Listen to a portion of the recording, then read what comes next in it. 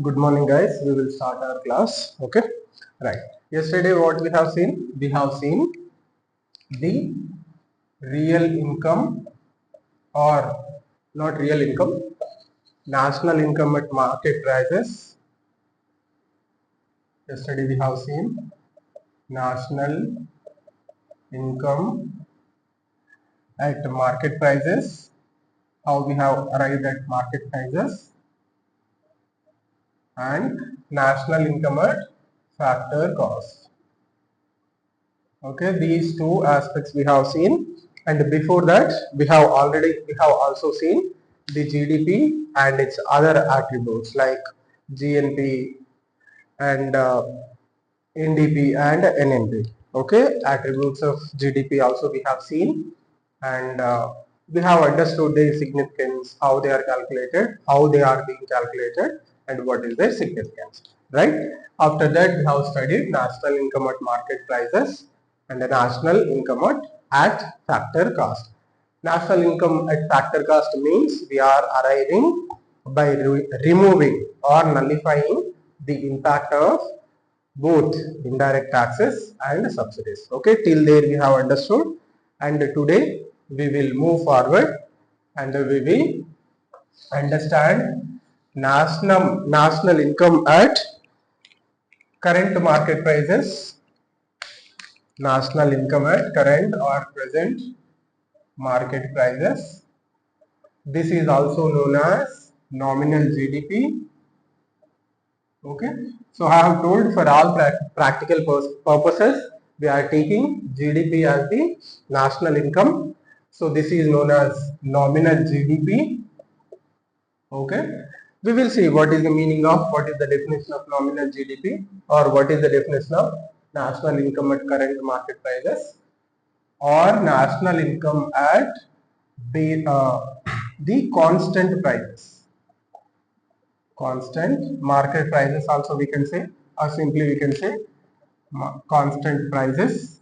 Okay, and this national income at constant market prices is known as real GDP. Okay, real GDP. So we will understand the difference between nominal GDP and the real GDP. What is the significance of each of them? We will try and understand. Okay, right. So first of all, we understand how we have arrived at GDP in our previous two classes. GDP we have simply calculated by multiplying the units of production, units of goods and services that are produced in an economy, units of production, okay, with their current value. Okay, current value means current price. Okay, we have simply multiplied the units of production of goods and services with their unit prices, then we have arrived at GDP. Okay, value of national income or value of GDP. Okay. Example I have taken, let's say in an economy, in a year, 100 goods have been produced and each value of each good is 10 rupees. Then what is the value of GDP? 1000 rupees. So simply we have calculated this one. Okay. This is what 10 rupees is the price of each and every unit, and 100 units of goods we have produced. Okay, and simply we have arrived at GDP like that, right? So is it looking good, or do you find any problem with this calculation? Let's say we have studied one point in calculation of GDP or importance of GDP, that GDP will also be used to measure the health of economy or growth in the economy. Let's take, this is the calculation of GDP for the year just concluded year 2023-24, and present we are in 2024 and 25. So for the financial year 23-24, what is the GDP? 1000 in 2023-24, 1000. Okay, right. Now we will take another example. Before this year 2022-23 we have to calculate GDP for that also. So at that time also maybe 100 goods have been produced, or I would say 100. We will take this example first. 100 goods have been produced, and each good price in 2022-23 maybe 8 rupees. Okay, so we are multiplying the with the price of each unit of food and service produced. So what is the GDP? What is the value of GDP? 800, right? So we will take like this, and we will see in 2022-23 what is the value of GDP? Value of GDP is 800. And what is the value of GDP in 2023-24? 1000. So we can say, yes, we have achieved growth. There is improvement in the GDP of our country. Can we say like that? What do you say? Can we say like that? Right. We cannot say like that, because of course there is increase in the value of GDP from 2022-23 to 2023-24. But how that increase has come? That increase has come because of the increase in the value of increase in the prices of the goods. Okay, it did not occur because of the increase in the production of goods. It simply occurred because of the increase in the prices of goods. Okay, this will happen. This is common in an economy. Prices of goods and services generally keep on increasing. That is what we call as inflation.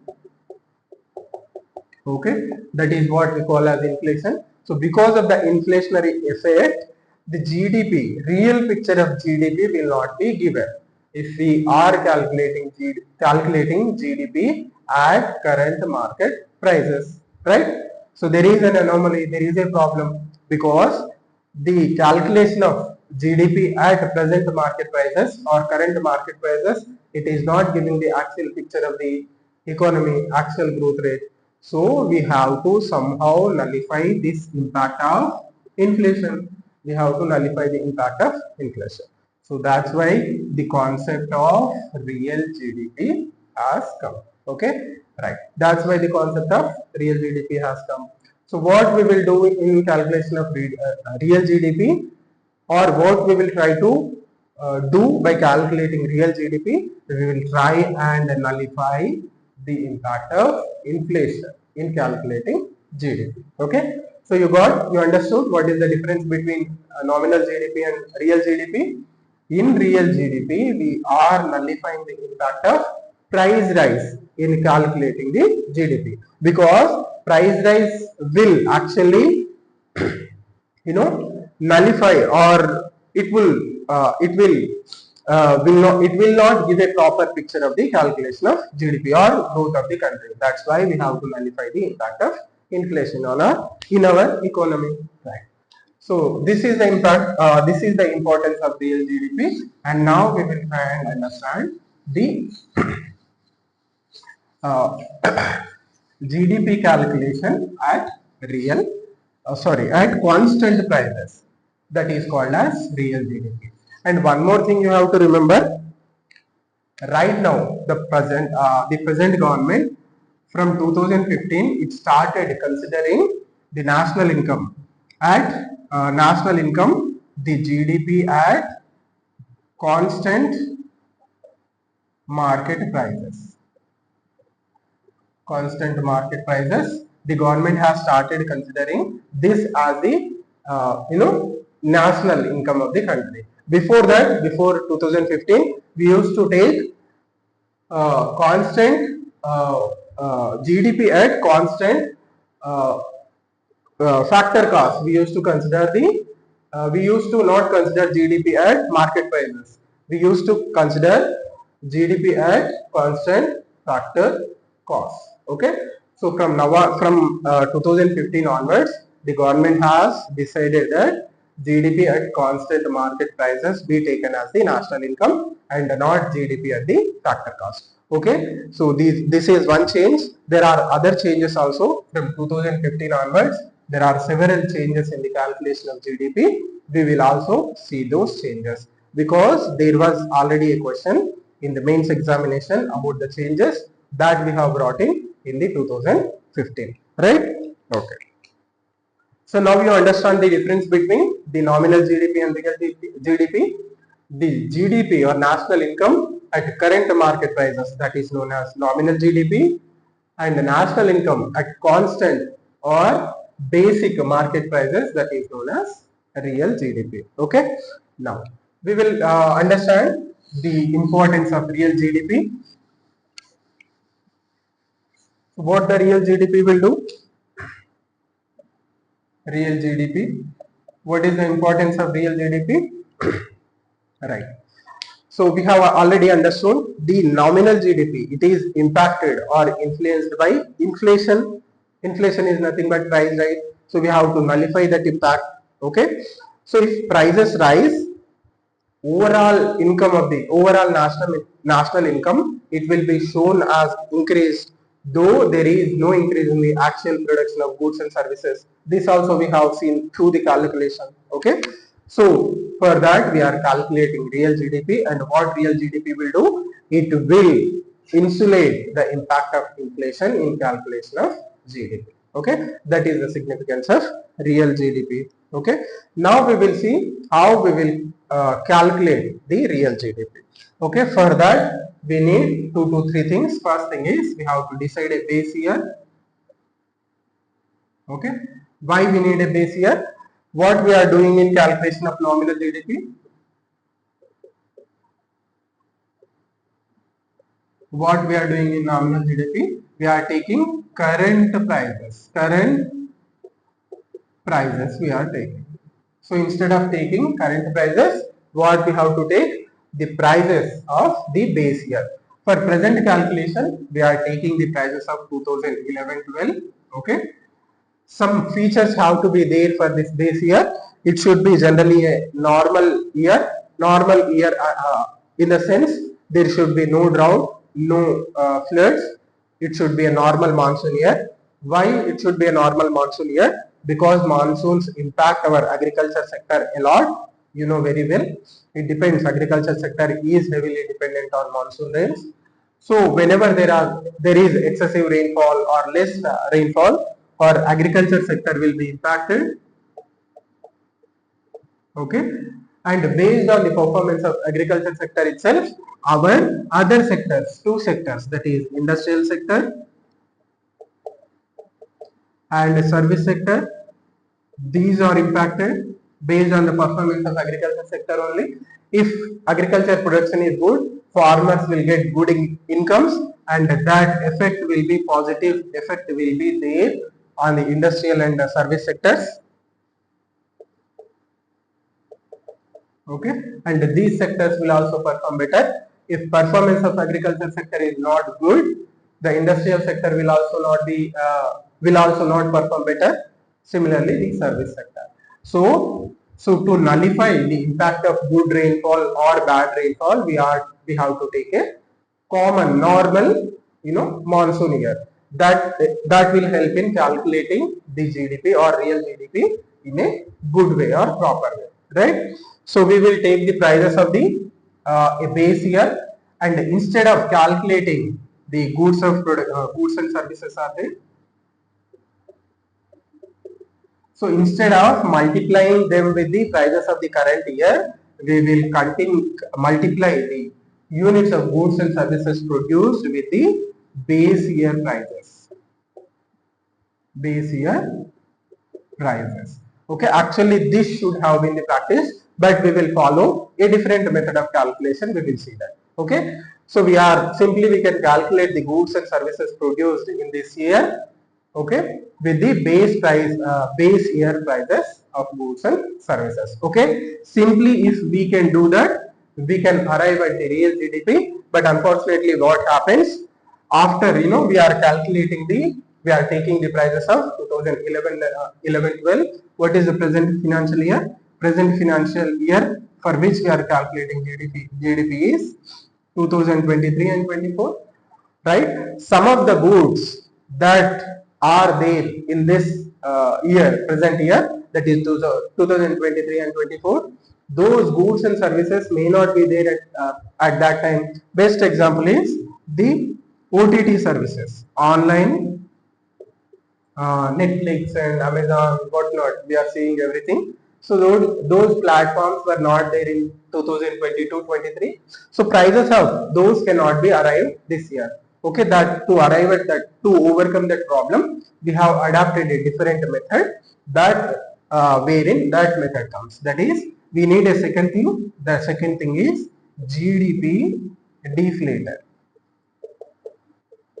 Okay, GDP deflator. Are you able to follow? We could have simply arrived at the real GDP by calculating the goods and services produced this year, units of goods and services produced at this financial year by multiplying the prices of 2011 and 12, because we have taken that year as the base year. But by this year 2023-24, some new goods and services have come into vogue, and for that we do not have the prices at that time. So to overcome that problem, to get a inflation index, we need a GDP deflator. Okay, what is the GDP deflator? Right.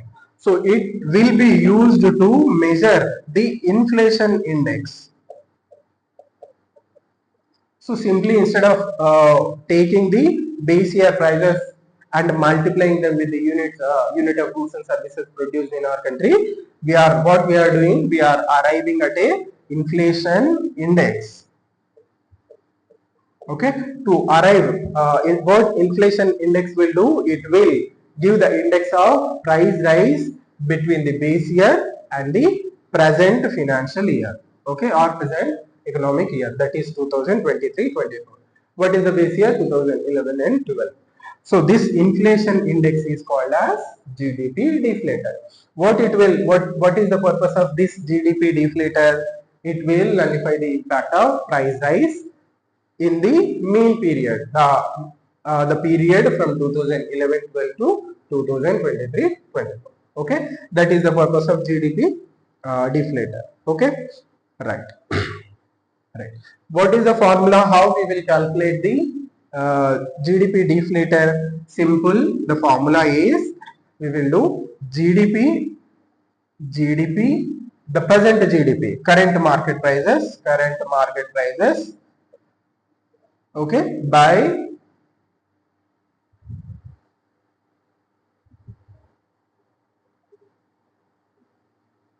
right. How we will calculate GDP deflator? Okay.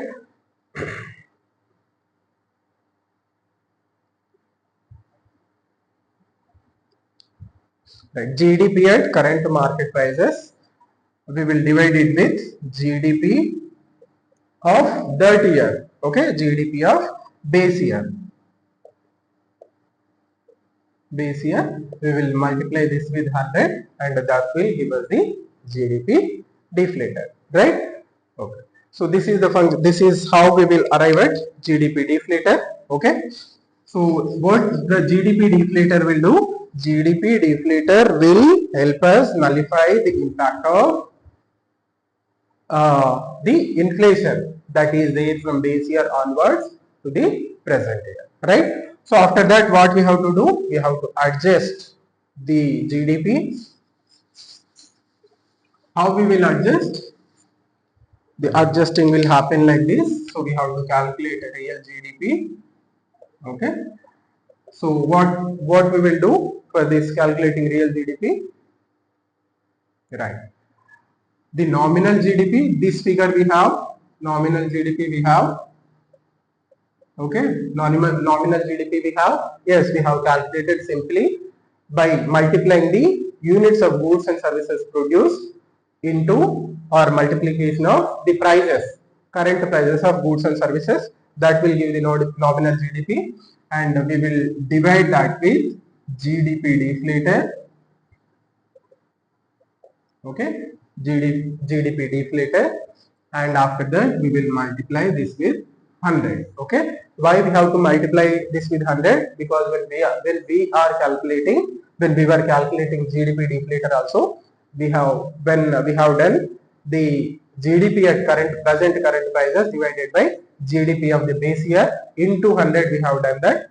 So to nullify that 100, we have once again multiplying here also with 100. Okay, so this formula will give us the real GDP. Simply what we are doing, dividing the nominal GDP with GDP deflator and we are multiplying it with 100. So this will give us the real GDP.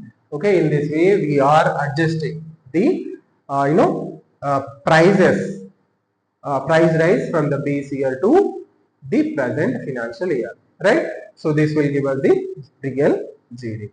Okay, so what is happening in calculation of real GDP? Real GDP, through real GDP we are able to nullify the impact of price rise, right? So this is giving the realistic picture of realistic picture of the growth rate or performance of the country. Okay, I hope you have understood. Simple, nothing is there. Simply what we have to take, first we have to take a base year. We have taken base year as 2011-12. Okay, this change from 2015 onwards, we have started calculating our real GDP based on the prices of 2011 and 12. Then we have to arrive at GDP deflator. Okay, what GDP deflator will do? It will act as a price index. The difference of prices from that time, from base year onwards, the present year. Okay, how GDP deflator will be calculated? We are simply dividing the present GDP at current market prices with the GDP of the base year. Okay, market prices of the GDP at market prices of the base year, and we are multiplying that with 100. That will give us the GDP deflator.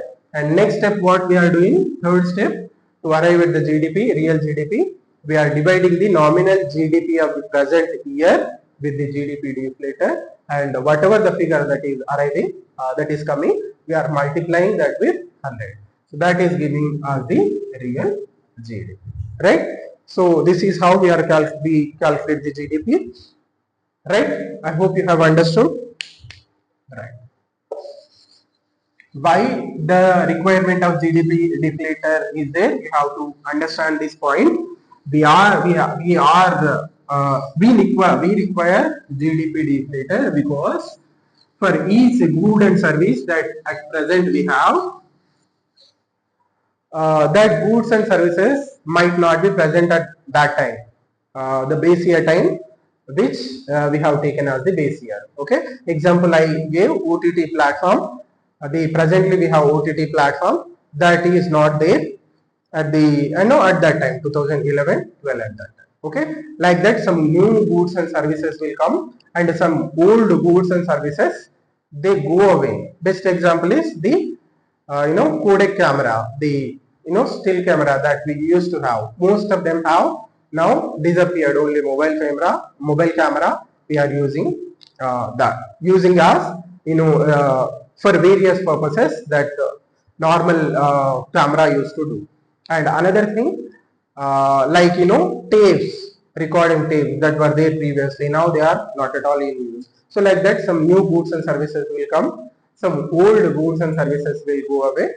So to overcome that, we are using GDP deflator instead of directly taking the prices of prices of the base year. Okay, right. Give me 1 second.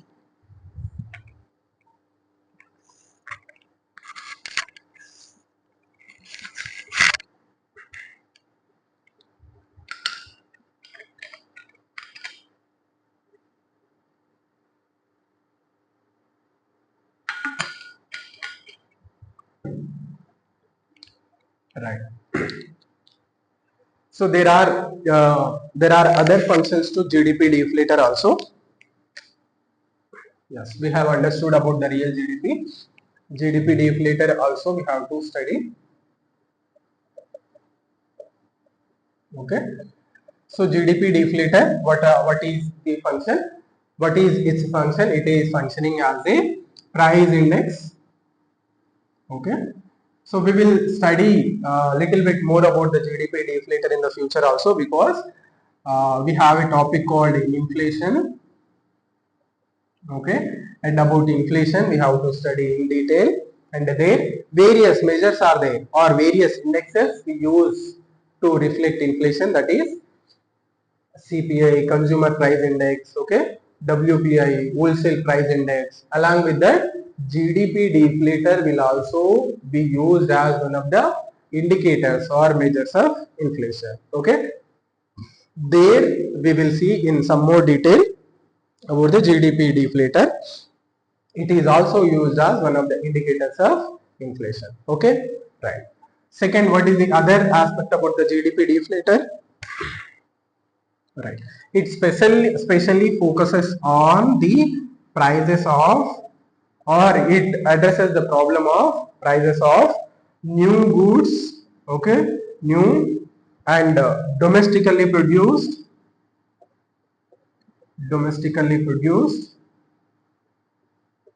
and final goods and services in an economy. Okay, final goods and services produced in an economy. Okay, so this is the another significance of GDP deflator. Okay, so it will address the problem of new domestically produced and final goods and services that are there in our country. How?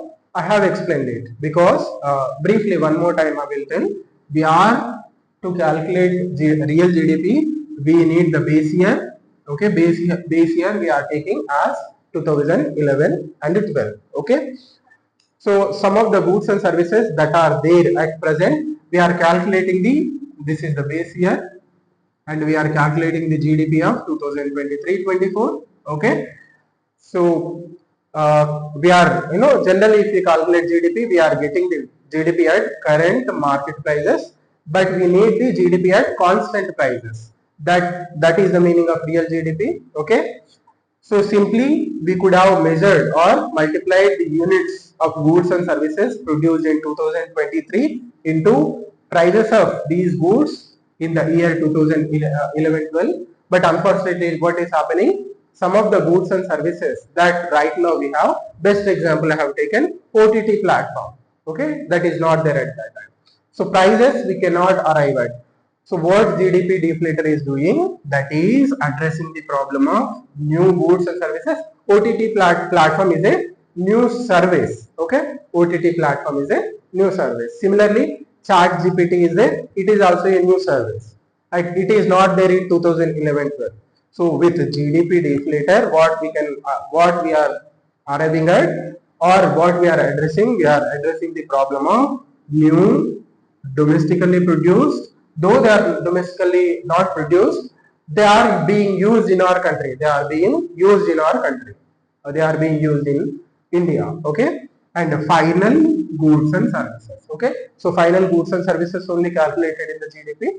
So GDP deflator is addressing this problem. Right? I hope you have understood the significance of GDP deflator also. Okay. All right. So one method I have mentioned how we can calculate the GDP, that is GDP, present GDP, current market prices, GDP at current market prices, then GDP of base year, okay. Base year is we have taken 2011-12. The GDP base year's GDP also we are taking at current market prices only. Okay, we are multiplying this with 100. This is also one formula. Okay, there is another formula also. Okay, simply we can right now if we want to calculate GDP deflator, the other formula is also there. GDP at current market prices by GDP, or simply I will tell it little bit more simply. Okay, this is nominal GDP. If just we want to calculate GDP deflator by using present GDP figures that are available with us. So nominal GDP of this year divided by real GDP of this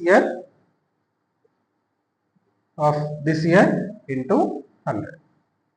Okay, so if we have only figures of present year, that is nominal GDP and real GDP, then we can also arrive at GDP deflator, that is nominal GDP divided by real GDP into 100. But this is something, reverse engineering. So instead of using this formula, I advise we use this formula, because this is more realistic. Okay, right. In this way we can arrive at real GDP deflator. Okay, so I hope this bit, I believe that it is a little bit confusing for you guys, because that's why mathematics is called, that's why economics is called as common sense made complicated. Okay, so economics, somebody has given definition like this: it is nothing but common sense made complicated. Okay, so that's why I have taken very simple method of explaining the calculation of real GDP and calculation of GDP deflator also. You remember this formula, that is more than sufficient. Okay, so this much we require for from the UPSC purpose. We need not go beyond this. Okay, if you are able to understand this much, that is more than sufficient, right? Okay, so we will move forward from here. We have understood how real GDP will be calculated, and how what is the significance of real GDP, and how GDP deflator will be calculated, and what is the significance of GDP deflator. Okay, right. So now there is another concept. Now, what once again I will repeat what we have studied. We have studied national income, that is GDP calculation. We have arrived at GDP. Okay. Then we said that in nominal GDP there is impact of price rise. So we have addressed that through the real GDP. Okay. Now we have GDP at constant market prices. Okay. What we have? We have GDP at constant market prices. Okay, this is nothing but real GDP. Okay, now what happens, some experts or economists have said that the GDP is giving the final, final, it is talking about the final goods and services produced in our country, and it is calculating the growth rate based on the final goods and services produced in our country. We have also studied this point that GDP is not considering the intermediary goods, it is only considering the final goods and services. We will see how this is happening. Let's say at that day I have taken the example of bread. I will take a different example now, or I will explain with the bread itself. Okay. Okay. Let's imagine in our country, only bread is being produced. For understanding GDP calculation, we imagine that only bread is being produced in our country. Okay. And what happens in the production of bread? First, wheat will be produced by a farmer. Okay. So this is agriculture sector.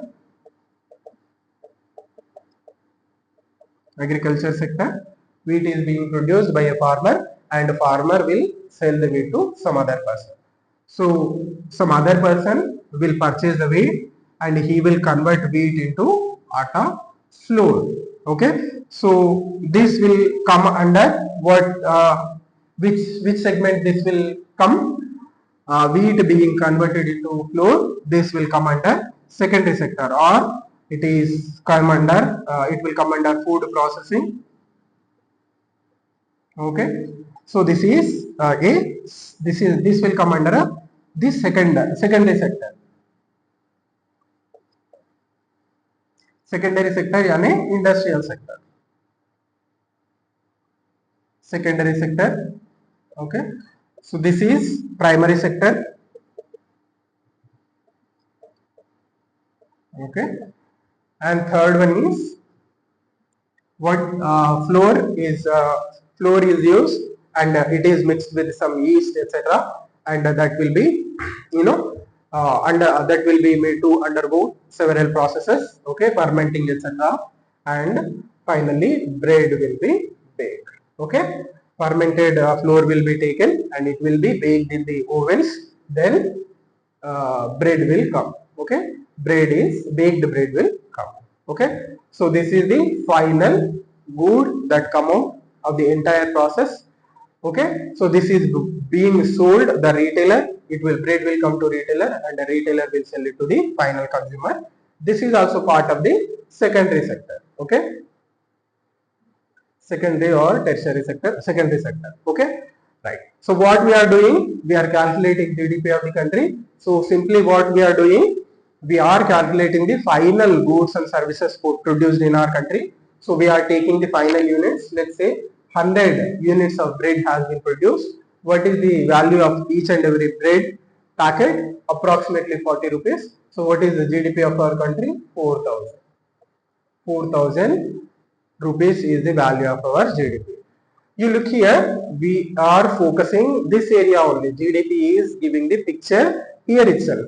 It is not considering or not giving the realistic picture of this sector or this sector, agriculture sector, or this food processing sector or manufacturing sector. Okay, so GDP is not giving a clear picture about these sectors because it is measuring only the final value of good and service. Okay, so how much value is added here, how much value is added here, the GDP is not giving a picture about this one. Okay, so what is the problem here, what is the lacuna here?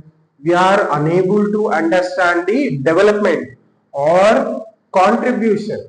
We are unable to understand the contribution of these segments, agriculture sector's contribution, the food processing sector's contribution, we are unable to understand. Okay, I hope you got my point, what I was trying to explain. So to address this anomaly, we have brought in a new concept called GVA. Okay, gross value added.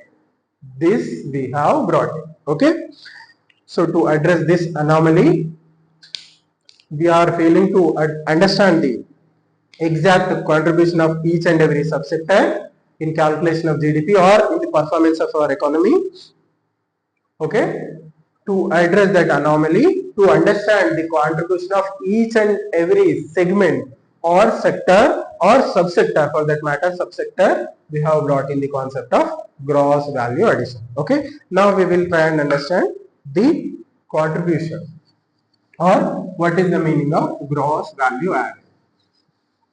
Okay, what is the meaning of gross value added? So we will try and understand. Okay, right. So what is gross value added? I explained why we require gross value added. We require it because GDP is not giving the clear picture about each and every segment, sector's contribution. Okay, right, right. So what GVA will do, unlike the GDP, right? GVA looks at the value added at each and every stage of the each and every stage. Okay, let's take this example once again. Bread, we will take the example of bread. Okay, right. So first, at the first stage where wheat is produced, okay, wheat is being produced, right? Wheat is converted into flour. Okay, then flour is converted into what? Flour is converted into bread. Okay, so here also some value added, value is added. Let's say wheat maybe 30 rupees a kg or 25 rupees a kg. We will take for example 20 rupees a kg wheat will sell. Okay, once wheat is converted into flour, how much it will sell? Approximately 30 rupees a kg it will sell. Okay, so flour 1 kg, how much it will sell? 30 rupees a kg. So what is the value addition here? 10 rupees of value addition has been done. Okay, now with by using this 1 kg of flour, let's say 4 packets of bread may be produced, 4 units of bread or 4 packets of bread will be produced. What is the value of this 4 packets of bread? Maybe it is 200 rupees or 160 rupees.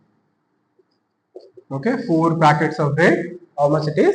160 rupees. Or individual, if you want to understand for individual packet, 1 loaf of bread or 1 unit of bread packet, how much the cost of the bread? 40 rupees. Okay, so how much again, how much is added here?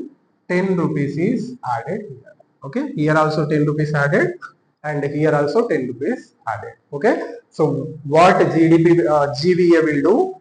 It will understand the value addition at each and every level. Okay, GVA will give the picture of value being added at each and every segment. All right, each and every stage in the value chain. Okay, this is the contribution of the GVA, and the GDP is failing to give this contribution of each and every segment of the value chain. Okay, right. So how we will calculate the GVA, or how we will understand? Example I gave how to understand it. You can take other example also, like if we take the textiles, let's say I am wearing this shirt. Okay, so how this shirt is being made? First, the farmer will produce the cotton. Okay, and the cotton will be, cotton will be turned into yarn. Okay, it will be spun into yarn. Okay, spun into yarn in the the textile mills, and yarn that will be converted or weaved into cloth. Okay, weaved into cloth, and then this cloth will be turned into a shirt, okay, or stitched into a shirt. Then this final product I will purchase. Okay, let's say here maybe 15 rupees of value is added when cotton is being, spinned into yarn, and when yarn is spinned into cloth or made into cloth, maybe 20 rupees further has been added. Okay, and when cloth is converted into shirt, maybe 100 rupees value has been added. Okay, so GVA will look into value added at each and every stage of the production chain, which GDP is failing to do. Right? Right. So how we can calculate GDP? We will see now how we will calculate the GV. So what we will do? We will take the final good or GDP. Okay. How we will do? What we will do? We will subtract to arrive at the GDP. We will subtract. Okay, subtract the intermediary goods. Okay, subtract the intermediary goods. Okay, from what? From the overall output of the sector. Okay, from overall output of the sector. Output. From overall output of the sector, we will subtract the intermediary sector. Okay, now we will take an example. Okay, we want to calculate GVA of food processing sector. Okay, GVA of food processing sector. Okay, food processing sector. Okay, so what is the food processing sector? We will take the example of what is the output. Okay, final output in the food processing sector. That flour we have. Okay, flour we have. What was the value of flour? 30 rupees. Okay, 30 rupees. So from 30 rupees, what we will minus? The value of intermediary good. What is the value of intermediary? Was the intermediary good we had?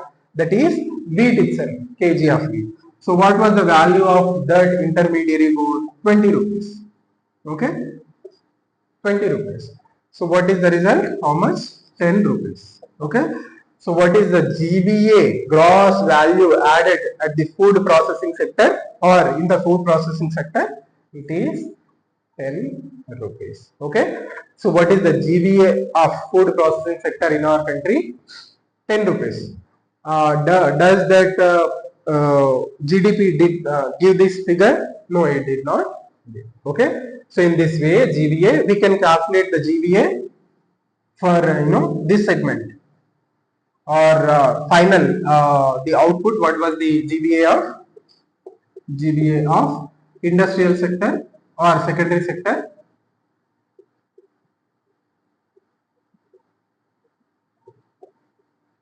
What is the GVA of secondary sector?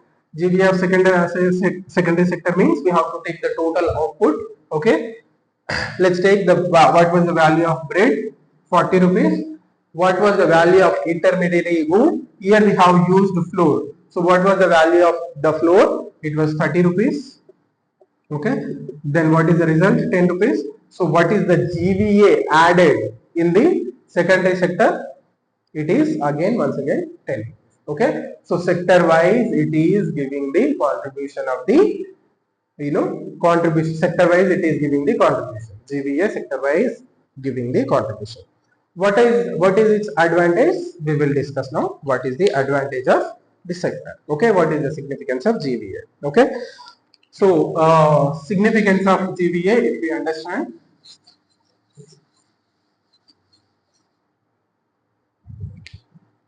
Okay, if we understand the significance of GVA.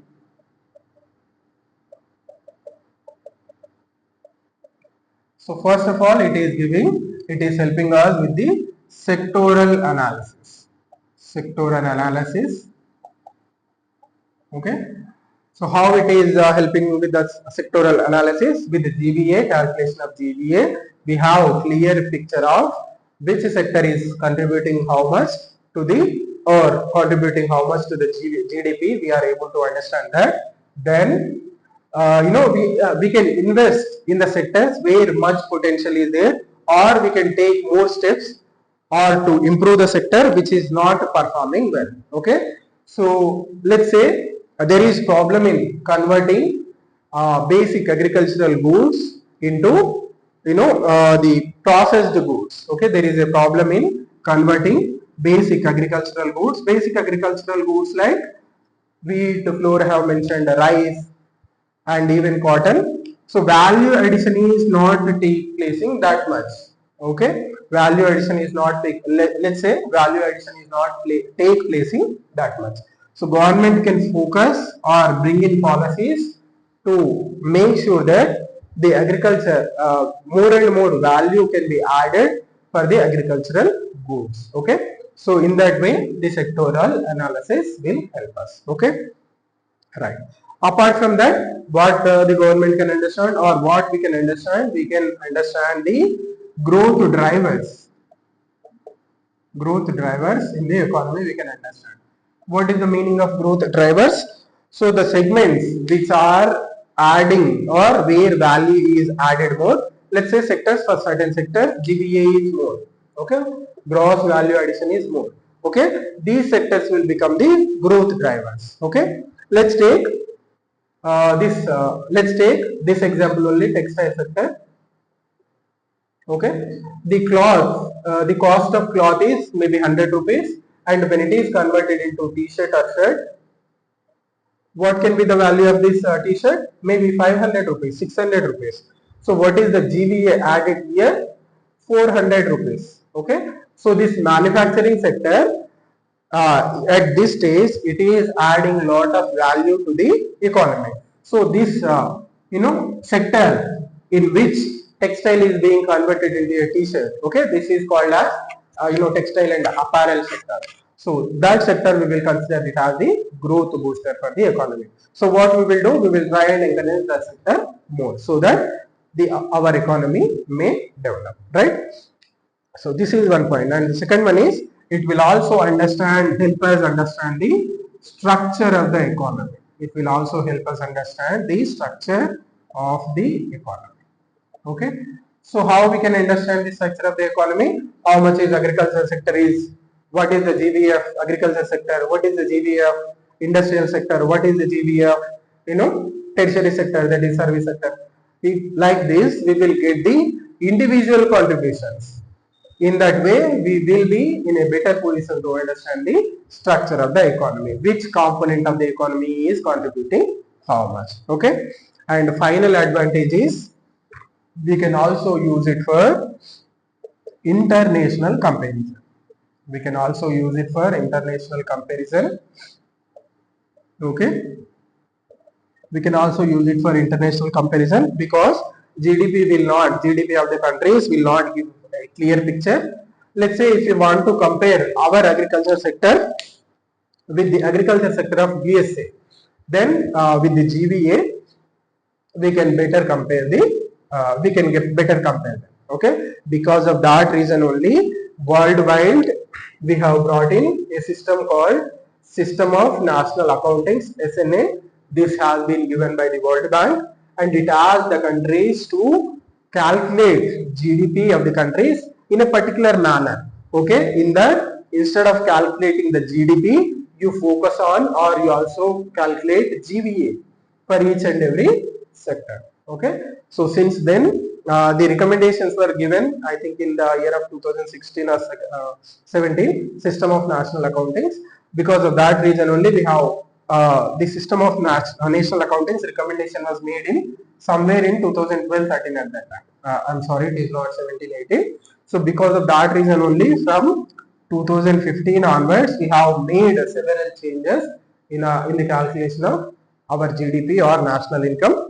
So in the process itself, instead of measuring GDP for individual sectors, we have started measuring GVA, gross value added. Okay, right.